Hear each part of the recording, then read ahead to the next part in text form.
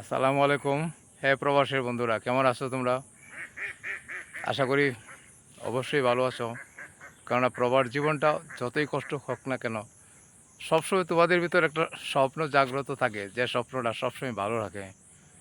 তো তোমরা ভালো থাকবে, কেননা প্রত্যেকটা বন্ধুই সফল এবং সুন্দর জীবনযাপন করুক, এই প্রত্যাশাই করছি বন্ধুরা। তো একটা বিষয় আমি তোমাদেরকে শেয়ার না করে পারছি না। তোমরা যাই কিছু করো, অবশ্যই নিজের জন্য কিছু করো।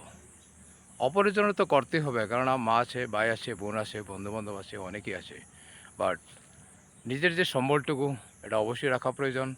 কেননা রিটায়ারমেন্ট বলতে একটা শব্দ আছে। দেশে থাকো, বিদেশে থাকো, যেখানেই থাকো না কেন, একটা রিটায়ারমেন্ট একটা শব্দ আছে। একটা সময় অবসরে আসতে হয়।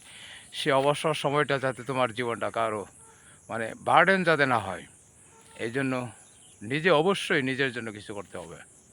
তোমরা ভালো থাকবে, সবসময় নিজের প্রতি খেয়াল রাখো, কর্মোদ্দীপনা জাগ্রত করো। কেননা কর্মে মানুষের অনেক কিছু দিক নির্দেশনা পরিবর্তন করতে পারে। কর্মহীন মানুষ শয়তানের সমান হয়ে যায়।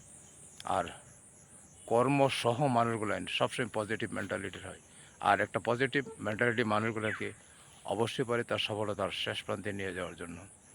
তাই তোমরা ভালো থাকবে, এই প্রত্যাশা করছি। তোমাদের শুভকামনায় আবারও দেখা হবে। যদি আমার কথাগুলো ভালো লাগে, আমার বিশ্বাস কথাগুলো ভালো লাগবে, একবার নিজের বিবেককে প্রশ্ন করবে যে আসলে যে কথাগুলো বলছে রাইট আর রং। যদি কথাগুলো ভালো থাকে, আমি তোমাদের প্রতি একটা কথা বলবো, আমার ভিডিওটা অবশ্যই শেয়ার করবে। কারণ আমার প্রত্যেকটা কথায় টিচ উইথ লার্ন এখানে লুকায়িত আছে। কে কোনটা নেবে, এটা হচ্ছে তার একান্ত ব্যক্তিগত বিষয়।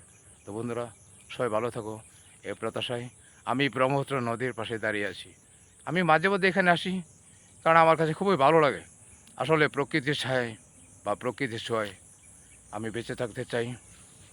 আমি জানি তোমাদেরও ভালো লাগবে। অনেক দিন যাবৎ হয়তো বা দেশে আছো বা বিদেশে আছো, দেখো না সেই প্রকৃতির সৌন্দর্য, প্রকৃতি অনুভব করতে পারো না।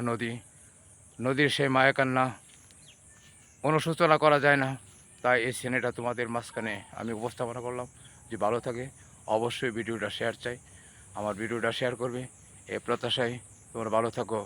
আল্লাহ হাফেজ, আসসালামু আলাইকুম।